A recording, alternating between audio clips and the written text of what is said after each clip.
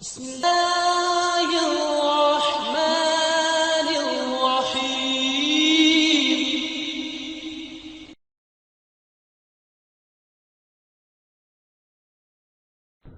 الحمد لله وكفى وسلام.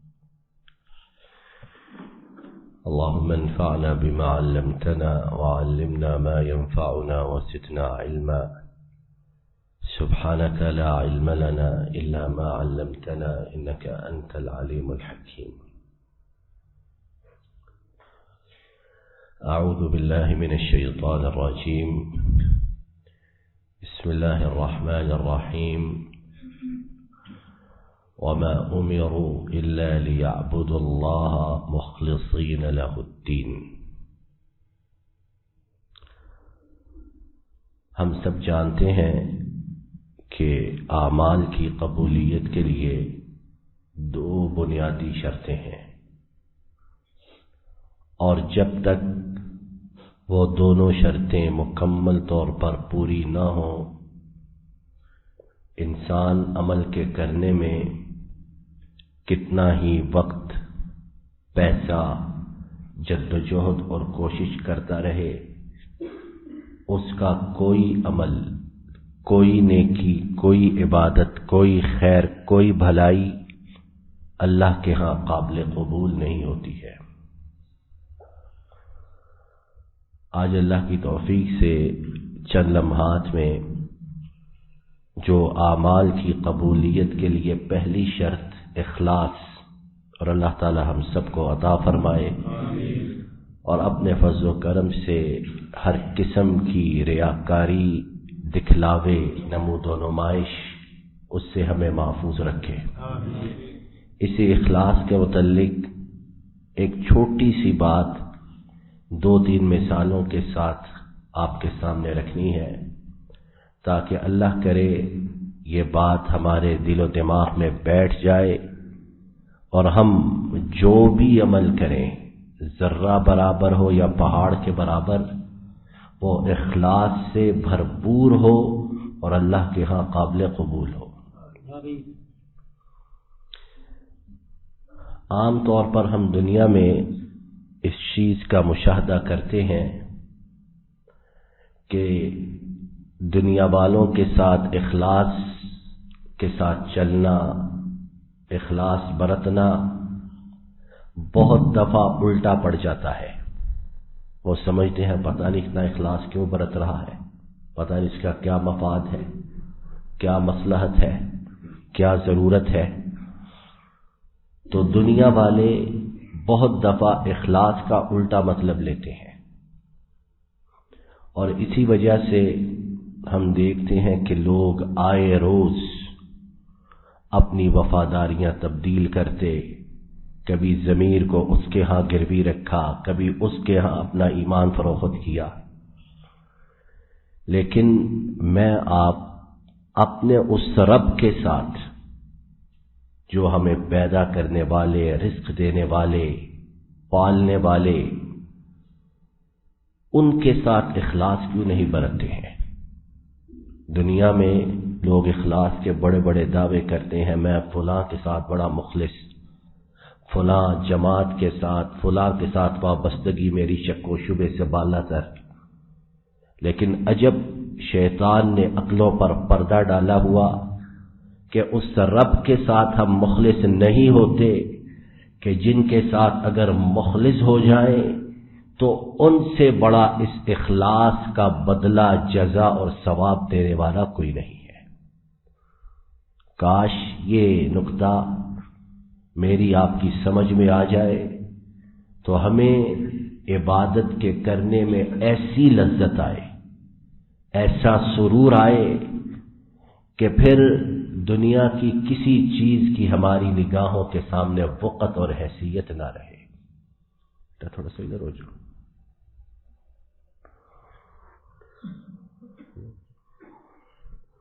کسی چیز کی ہمارے سامنے وقت اور حیثیت نہ رہے، اور اس کا مطلب یہ نہیں کہ دنیا والوں کے ساتھ ہم بد کلامی کریں، گالی گلوچ کریں، دنیا والوں سے الگ تھلگ غاروں میں، صحراؤں میں جا کر بیٹھ جائیں، اس کا ہرگز مطلب یہ نہیں۔ دنیا میں رہنا ہے، لوگوں سے معاملہ کرنا ہے، جینا ہے، کمانا ہے، خرچ کرنا ہے، یہ سب انسانی ضروریات ہیں، لیکن دل کی گہرائی میں جو بات ہو وہ یہ کہ اصل اخلاص کا حقدار مستحق وہ رب ہے جس نے مجھے پیدا کیا ہے، اور جب میں ان کے ساتھ اخلاص کے ساتھ چلوں گا، اپنی عاجز ٹوٹی پوٹی کوشش کے ساتھ، تو وہ میرے اخلاص کا مجھے اپنی شان کے مطابق بدلہ عطا فرمائیں گے۔ اور ان کی شان کتنی ہے؟ ساری دنیا مل جائے، اور صرف آج کی نہیں، حضرت آدم سے لے کر قیامت تک ان میں انبیاء رسول سب مل جائیں، ان کی شان و عظمت اس کا حق ادا نہیں کر سکتے ہیں۔ آئیے اس بارے میں اللہ کی توفیق سے نبی رحمت صلی اللہ علیہ وسلم کی سنت احادیث سے 2-3 مثالیں سنتے ہیں کہ جب انسان کے اندر اخلاص آ جائے، اس کا عمل اللہ کے لیے خالص ہو جائے، تو پھر لوگوں کی نگاہوں میں بظاہر معمولی حقیر عمل، جسے لوگ کوئی حیثیت ہی نہیں دیتے، وہ کس طرح اللہ کے ہاں اجر و ثواب کا مستحق قرار پاتا ہے۔ ابھی ہم نے اللہ کی توفیق سے اپنی گفتگو کے آغاز میں سورہ البینہ ہے 30واں پارہ، اس کی ایک آیت کریمہ کا ایک ٹکڑا سنا ہے، وَمَا أُمِرُوا إِلَّا لِيَعْبُدُوا اللَّهَ مُخْلِصِينَ لَهُ الدِّينَ، اور انہیں حکم نہیں دیا گیا مگر اس بات کا کہ وہ اللہ کے لیے اپنے دین کو خالص کر لیں۔ اور 23ویں پارے میں سورہ زمر میں اللہ تعالیٰ نے ارشاد فرمایا فَاعْبُدِ اللَّهَ مُخْلِصًا لَهُ الدِّينَ، کہ اللہ کے لیے اللہ کی عبادت کیجیے اور ان کے لیے اپنے دین کو خالص کر لیجیے۔ یہ نبی رحمت صلی اللہ علیہ وسلم کو حکم ہے، اور ان سے بڑھ کر اخلاص کرنے والا کون ہے؟ لیکن جب انہیں یہ حکم ہے تو مجھے آپ کو اس حکم کی ضرورت کس قدر زیادہ ہوگی۔ نبی رحمت صلی اللہ علیہ وسلم نے ہمیں اپنی احادیث کے اندر یہ بات سمجھائی ہے، اور اللہ کرے کہ یہ بات میری آپ کی سمجھ میں آ جائے۔ قرآن پاک میں اللہ تعالیٰ نے ایک قاعدہ، ایک اصول، ایک ضابطہ بیان کیا ہے، سورہ مائدہ ہے، آیت نمبر 27 ہے، جہاں حابیل قابیل آدم علیہ السلام کے دونوں بیٹوں کا ذکر ہے، وہاں ایک قاعدہ اصول بیان ہو گیا، اور وہ قیامت تک کے لیے جاری و ساری رہے گا، اور وہ کیا ہے؟ انما یتقبل اللہ من المتقین، کہ اللہ تعالی متقی لوگوں کی عبادات اور اعمال قبول کرتے ہیں۔ اور شریعت میں متقی کون ہوتا ہے؟ جس میں ریا ہو، نمود و نمائش ہو، دکھلاوا ہو، وہ جس کا عمل اخلاص سے بھرپور ہو۔ اگر اخلاص نہیں تو وہ متقی ہے ہی نہیں۔ تو آئیے دیکھتے ہیں کہ نبی رحمت صلی اللہ علیہ وسلم نے اس چیز کی وضاحت مختلف پہلی امتوں کے قصوں سے کس طرح بیان فرمائی ہے۔ امام بخاری، یہ پہلی مثال ہے، امام بخاری اور امام مسلم نے اس قصے کو روایت کیا ہے کہ نبی رحمت صلی اللہ علیہ وسلم نے ایک غلط کار عورت کا قصہ اپنے صحابہ کو سنایا، اور غلط کار عورت سے مراد کے جو بدن فروشی، جسم فروشی کرنے والی، اللہ تعالیٰ سب کو محفوظ رکھے۔ کیا کیا اس نے؟ اب اتنا گندا دھندا کرنے والی اور اتنی بری آمدن کمانے والی اور اتنا غلط پیسہ استعمال کرنے والی، لیکن اس کا ایک چھوٹا سا عمل اللہ کے ہاں اتنا بلند و بالا ٹھہرا کہ اللہ نے اس کے گناہوں کو معاف کر دیا۔ اور یہ کوئی کچی پکی بات نہیں، کوئی بزرگوں کی یا کتابوں میں نہیں، صحیح بخاری صحیح مسلم میں روایت کردہ واقعہ۔ اس نے ایک پیاسے کتے کو پانی پلایا۔ اب کتا بھی نجس ہے، اور ہم جانتے ہیں، ہم نے کل بھی اپنی گفتگو میں سنا کہ ایک برتن میں منہ ڈال دے تو 7 مرتبہ صاف کرنا ہے، آخری دفعہ کس سے؟ اتنا نجس پلید ہے۔ لیکن چونکہ ذی روح ہے، اس کے اندر روح ہے، تو اسے پانی پلایا اخلاص کے ساتھ کہ کتے کو پانی پلانے سے کتے نے کوئی فیس ادا کرنی ہے، یا کتے نے کوئی تمغہ ڈالنا ہے، یا کتے نے کوئی پلاٹ دے دینا ہے، اللہ کی رضا کے لیے پلایا۔ تو کیا ہوا؟ اللہ کو اخلاص پر مبنی یہ عمل اتنا پسند آیا کہ جناب صلی اللہ علیہ وسلم کے الفاظ فغفر اللہ لہا، اللہ تعالیٰ نے اس کے گناہوں کو معاف کر دیا۔ تو پہلی مثال ہمیں اس چیز کی طرف بلاتی ہے، دعوت دیتی ہے کہ اخلاص ہو چھوٹے سے چھوٹے عمل میں تو انسان اللہ کے خزانوں سے کیا کچھ پاتا ہے۔ امام ابن تیمیہ شیخ الاسلام، انہوں نے اس حدیث پاک کی شرح کرتے ہوئے لکھا، اور دوسرے اماموں نے بھی لکھا کہ یہ محض اللہ کے فضل و کرم سے اور اس عورت کے دل میں اس وقت پانی پلاتے ہوئے جو اخلاص پیدا ہوا اللہ کی رضا کو حاصل کرنے کا، اس کی وجہ سے اللہ تعالیٰ نے اس کے گناہوں کو معاف کر دیا۔ دوسرا واقعہ جو نبی رحمت صلی اللہ علیہ وسلم نے ہمیں بتایا، اور یہ بھی صحیح بخاری اور صحیح مسلم میں روایت کرتا، اللہ کے فضل و کرم سے پکی باتیں۔ ایک شخص کا قصہ آپ صلی اللہ علیہ وسلم نے بتایا کہ وہ لوگوں کو قرض دیا کرتا تھا۔ ایک تو یہ بینکوں والے دیتے ہیں اور خون چوستے ہیں، قرض دینے سے پہلے بدت سماجت، اور جب قرض لے لو تو پھر کھال اتارنے سے بھی دریغ نہیں کرتے۔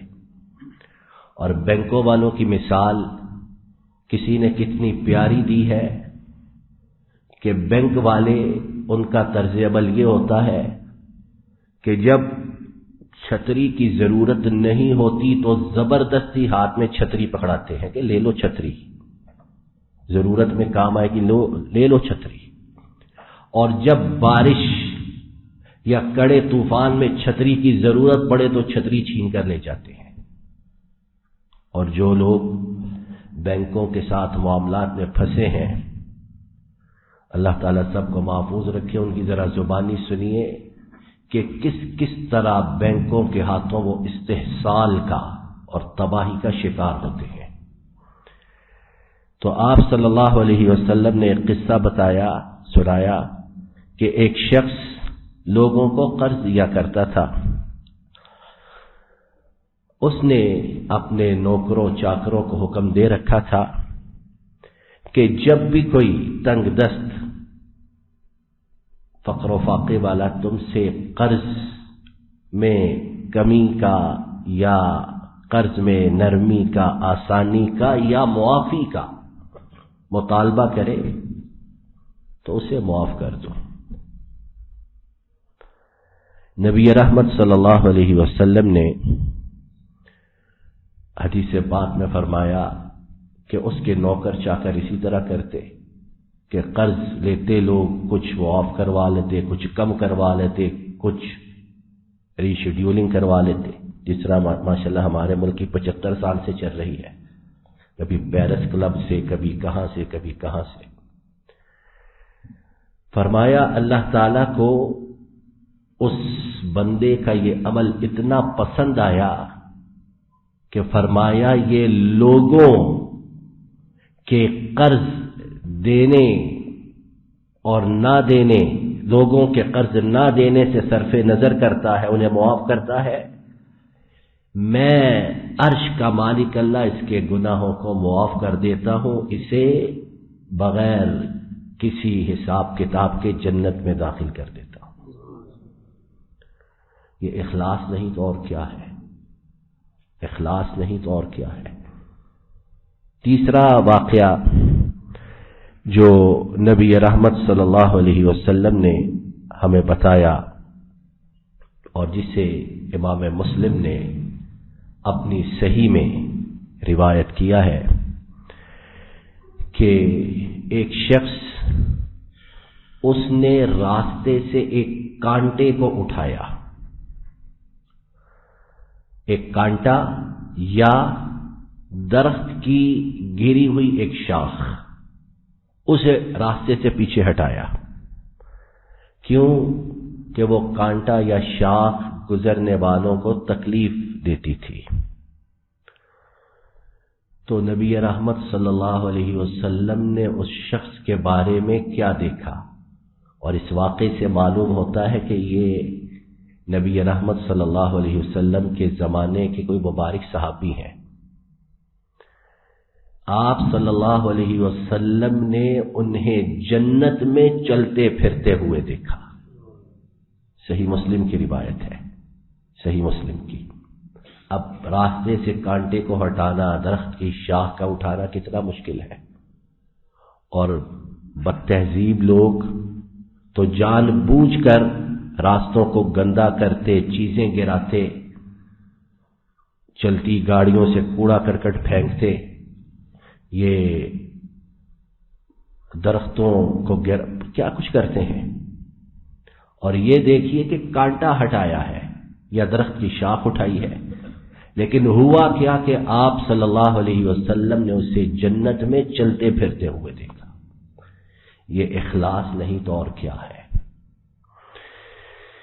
تو یہ تین مثالیں، اور اس کے علاوہ اور بھی ہیں، لیکن ان تین مثالوں کو ہم ذہن میں رکھتے ہوئے اگر دن بھر میں اللہ کے دیے ہوئے وقت میں سے ہم دسیوں، بیسیوں یا سینکڑوں ایسے چھوٹے چھوٹے کام کریں اللہ کی رضا کے لیے اخلاص کے ساتھ، تو کتنی دفعہ ایک ہی دن میں اللہ کے فضل و کرم سے جنتوں کے مستحق بن جائیں، کتنی دفعہ۔ لیکن پھر بات وہی کہ اللہ تعالی ہمیں ہدایت دے۔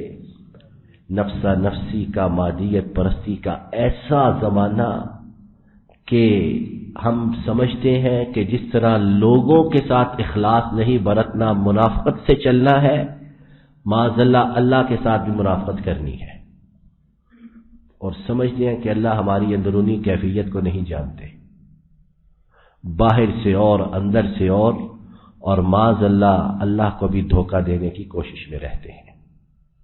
تو میں آپ ان مثالوں پر غور کریں، اپنے اعمال کی اصلاح کریں، اپنے قبلے کو درست کریں، اپنی سمت جو ٹیڑھی ہی نہیں بلکہ تباہ کن ہے اسے اللہ کے فضل و کرم سے اخلاص کی چھتری کے نیچے لائیں، تو پھر دیکھیں کہ ہمیں نیکیاں کرنے میں لطف بھی کتنا آتا ہے، اور رب اس دنیا سے روانہ ہونے سے پہلے ہمیں کس قدر دنیاوی اطمینان و سکون، آسائش، آرام، اور اس سے پہلے ایمان، عافیت والی زندگی عطا کرتے ہیں۔ لیکن شرط یہ ہے کہ انسان ان چیزوں پر یقین بھی رکھے، اعتماد بھی کرے، اور ان کو کرنے کے مرحلے سے گزرے۔ ہم جتنی باتیں کرتے ہیں ساری نظریاتی ہیں، اور نظریاتی باتیں ایک حد تک ہی فائدہ دیتی یا انسان ان سے لطف اندوز ہوتا ہے۔ جب تجربے کی وادی میں ہم اتریں گے تو اس وقت جو لذت اور سرور حاصل ہوگا اور جو دل و دماغ پر اطمینان و سکون کی اللہ کی طرف سے بارش ہوگی، اس کا دنیا بھر میں کوئی مول نہیں ہے۔ تو آئیے میں آپ اپنے رب سے عہد کریں کہ اللہ جو بھی نیکی کرے، چھوٹی ہو، درمیانی ہو، بڑی ہو، دن کی روشنی میں ہو، رات کے اندھیروں میں ہو، خلوت میں ہو، جلوت میں ہو، وہ محض آپ کی رضا کے لیے۔ تو ہمارا رب اپنی شان کے مطابق اس کی ایسی جزا اور اس کا ایسا ثواب ہمیں دیں گے کہ میں آپ اس کا تصور بھی نہیں کر سکتے ہیں۔ اور وہ حدیث پاک تو ہم سب نے سنی ہے کہ قیامت کے دن صحیح مسلم کی اور دوسری احادیث کی کتابوں میں کہ 7 قسم کے لوگ قیامت کے دن روز محشر عرش کے سائے تلے ہوں گے، اور ان میں سے ایک کون ہوگا؟